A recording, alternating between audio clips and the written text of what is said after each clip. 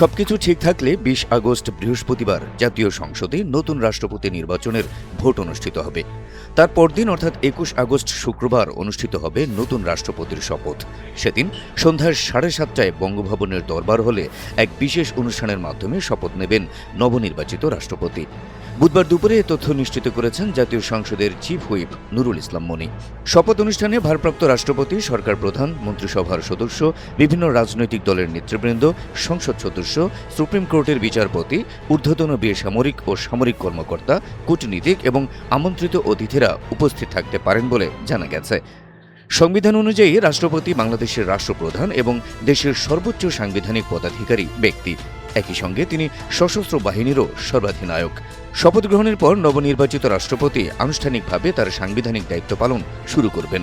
গেল ২৪ জুলাই অসুস্থতার কারণ দেখিয়ে রাষ্ট্রপতির পদ থেকে পদত্যাগ করেন মোহাম্মদ শাহাবুদ্দিন।